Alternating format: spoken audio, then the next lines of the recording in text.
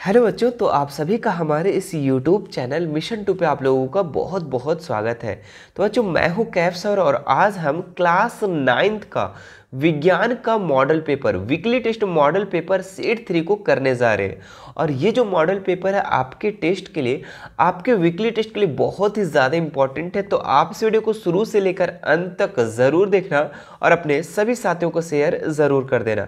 मेरे प्यारे बच्चों, इससे पहले हमने विज्ञान का मॉडल पेपर सेट 1 और सेट 2 चैनल पे अपलोड कर दिए हैं। यदि आप उसे नहीं देखे हैं तो इस वीडियो को देख लेने के बाद आप सेट 1 और सेट 2 को ज़रूर से ज़रूर अनिवार्य रूप से देख लेना। ठीक है, तो चलिए फिर शुरू करते हैं। इस मॉडल पेपर सेट 3 में जितने भी सवाल दिए गए सभी सवालों को हम लोग एक एक करके देखते हैं। देखिए, इसका जो सबसे पहला क्वेश्चन है काफ़ी इंपॉर्टेंट है। घेंघा रोग के इलाज में किसके समस्थानिक का उपयोग होता है? ठीक है, तो घेंघा रोग का इलाज में किसका समस्थानिक का उपयोग किया जाता है? Uranium, cobalt, iodine, chlorine. ठीक है, तो घेंघा रोग जब होता है बच्चों तो उसके इलाज में आयोडीन के समस्थानिक का उपयोग किया जाता है। ऑप्शन नंबर सी इसका बिल्कुल राइट हो जाएगा। साथ ही साथ में आप ये भी याद रखेंगे कि कैंसर, ठीक है, कैंसर रोग का उपचार के लिए कोबाल्ट का, है ना, कोबाल्ट के समस्थानिक का उपयोग किया जाता है। तो दोनों रोग को आप अच्छे से याद कर लेंगे। बढ़ते हैं नेक्स्ट सवाल में हम लोग। यदि किसी परमाणु में इलेक्ट्रॉनों की संख्या 8 है और प्रोटॉनों की संख्या 8 है तो परमाणु की परमाणु संख्या क्या है?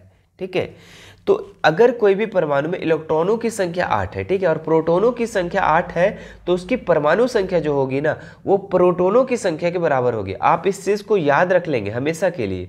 ठीक है, कि प्रोटॉन जो होता है, प्रोटॉनों की संख्या जो होता है बच्चों, ठीक है, वो आपका परमाणु संख्या के इक्वल होता है। ठीक है, क्या होता है? परमाणु संख्या का इक्वल होता है। तो जो प्रोटॉनों की संख्या वही उसको परमाणु संख्या है। तो कितना है प्रोटॉनों संख्या? 8, तो 8 इसका परमाणु संख्या हो जाएगा। ऑप्शन नंबर 20 का बिल्कुल राइट हो जाएगा।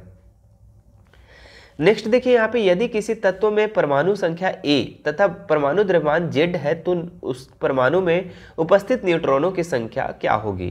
ठीक है, तो न्यूट्रॉनों की संख्या निकालने के लिए एक फार्मूला होता है बच्चों, ठीक है, जिसमें परमाणु द्रव्यमान, है ना, परमाणु द्रव्यमान में से हम परमाणु संख्या को घटा देते हैं। तो परमाणु द्रव्यमान Z है और परमाणु संख्या क्या है? A, तो Z में से A को हम घटा देंगे। ऑप्शन नंबर डी जो है बच्चों इसका राइट आंसर हो जाएगा। क्लियर है? चलिए बढ़ते हैं नेक्स्ट सवाल में हम लोग। किसी तत्व के परमाणु में 19 प्रोटॉन है और न्यूट्रॉन जो है 20 है। ठीक है, इस तत्व का द्रव्यमान कितना होगा? तो परमाणु द्रव्यमान का आप लोगों को फॉर्मूला हम पहले भी बता चुके हैं। परमाणु द्रव्यमान का हम फार्मूला बता चुके हैं।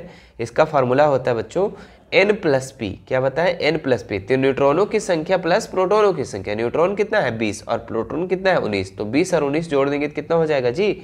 39। 39 इसका राइट आंसर हो जाएगा। Option number C. क्लियर है? चलो, वीडियो अच्छा लग रहा है तो वीडियो को अभी लाइक करेंगे फटाक से। ठीक है, बढ़ते हैं नेक्स्ट में हम लोग। रदरफोर्ड का अल्फा कण प्रकीर्णन का प्रयोग किसकी खोज के लिए उत्तरदायी है? तो ये परमाणु केंद्रक के लिए। ठीक है, किसके लिए? परमाणु केंद्रक के लिए। ऑप्शन नंबर ए इसका राइट हो जाएगा। हाइड्रोजन परमाणु में कौन सा कण नहीं होता है? ठीक है, तो 3 कण के बारे में जानते हैं बच्चों, इलेक्ट्रॉन, प्रोटॉन, न्यूट्रॉन। लेकिन हाइड्रोजन के परमाणु में कौन से कण नहीं होता है? तो न्यूट्रॉन इसमें नहीं होता है। ऑप्शन नंबर 20 का बिल्कुल राइट हो जाएगा। चलिए नेक्स्ट देखिए, यहाँ पे परमाणु का नाभिक होता है। तो परमाणु का नाभिक जो होता है बच्चों ये धनावेशित होता है। आपको पता है परमाणु के नाभिक में न्यूट्रॉन और प्रोटॉन दोनों होता है, जो कि न्यूट्रॉन न्यूट्रल होता है, 0 होता है, और प्रोटॉन क्या होता है? प्लस। तो परमाणु का नाभिक क्या होगा? प्लस होगा, यानी कि धनात्मक होगा, तो धनावेशित। ऑप्शन नंबर ए इसका बिल्कुल राइट हो जाएगा। सवाल ऐसे भी आ सकते हैं कि परमाणु के नाभिक में कौन सा कण होता है? तो न्यूट्रॉन और प्रोटॉन होता है। ठीक है, आगे देखिए नेक्स्ट सवाल। एक ही तत्व के वे परमाणु जिनका परमाणु संख्या समान है लेकिन परमाणु द्रव्यमान संख्या भिन्न है तो कहलाता है? तो जिसका परमाणु संख्या समान हो बच्चों लेकिन द्रव्यमान भिन्न हो तो उसको हम लोग समस्थानिक कहते हैं। क्या कहते हैं? समस्थानिक। और जब परमाणु द्रव्यमान बराबर होता है तो उसको हम लोग समभारिक कहते हैं। ठीक है, चलिए आगे देखिए। एक तत्व के समस्थानिक में होते हैं, एक तत्व के समस्थानिक में क्या होते हैं? तो न्यूट्रॉनों की अलग अलग संख्या। ऑप्शन नंबर सी इसका बिल्कुल राइट हो जाएगा।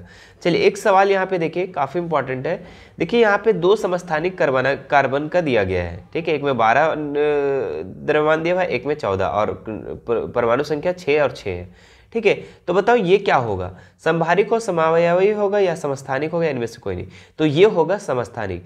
क्यों होगा? क्योंकि इसमें परमाणु संख्या तो सेम है। देखो नीचे जो है ना परमाणु संख्या ये सेम है, लेकिन परमाणु जो भार है बच्चों ये क्या है, अलग अलग है, इसलिए ये क्या होगा, समस्थानिक होगा। लेकिन जिसमें जो परमाणु भार बराबर हो, ठीक है, ऊपर ऊपर वाला बराबर हो, तो उसको हम लोग समभारिक कहेंगे।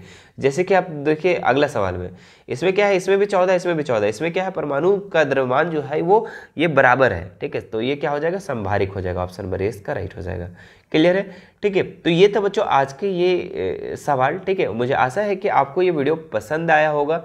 ठीक है, और अगर सेट 1 और सेट 2 नहीं देखे होंगे, ठीक है, अगर सेट 1 और सेट 2 को नहीं देखे होंगे तो सेट 1 सेट 2 को ज़रूर से ज़रूर देख लेना, क्योंकि हम जो सेट 1 में करवाते हैं वो सेट 2 में नहीं कराते हैं, जो सेट 2 में कराते हैं वो सेट 3 में नहीं करवाते। मतलब कि हर सेट में आप लोग को अलग अलग क्वेश्चन बताया जाता है। ठीक है, बार बार एक ही क्वेश्चन को रिपीट नहीं किया जाता है, तो आप सेट 1 और सेट 2 को ज़रूर से ज़रूर देख लेना। ठीक है, और इसके बाद जो आगे जो सेट आएगा सेट 4, ठीक है, उसमें आप लोग को सब्जेक्टिव ऑब्जेक्टिव दोनों बताया जाएगा। ठीक है, तो उसके लिए भी आप वेट करेंगे। ठीक है, वो भी आप लोग को बहुत जल्द वीडियो मिल जाएगा। ठीक है, तो कमेंट नीचे ज़रूर कर देना सेट 4 के लिए। और मेरे प्यारे बच्चों, आपको वीडियो पसंद आया तो एक प्यारा सा कमेंट ज़रूर करना। ठीक है, और चैनल पे नए होंगे तो सब्सक्राइब कर लेना। ठीक है, और घंटी का बटन को भी दबा लेना। ठीक है, और अगर आप हमसे जुड़ना चाहते हैं, हमसे बातें करना चाहते हैं, तो हमारा इंस्टाग्राम का लिंक डिस्क्रिप्शन में दिया हुआ है, टेलीग्राम का भी है, व्हाट्सएप ग्रुप, व्हाट्सएप चैनल, चारों सोशल मीडिया का लिंक मैं डिस्क्रिप्शन में डाल दिया हूँ। एक एक करके हर सोशल मीडिया से हमसे अब ऐड हो सकते हैं और बेझिझक कोई भी सवाल कर सकते हैं। कोई दिक्कत होगी हमें मैसेज करेंगे। ठीक है, चलिए फिर मिलते हैं नेक्स्ट वीडियो में। एक थोड़ी सी छोटी सी रिक्वेस्ट रहेगी आप लोगों से कि शेयर जरूर ज़्यादा से ज़्यादा बच्चों तक पहुँचाएंगे इस वीडियो को। ठीक है, ठीक है, थैंक यू सो मच।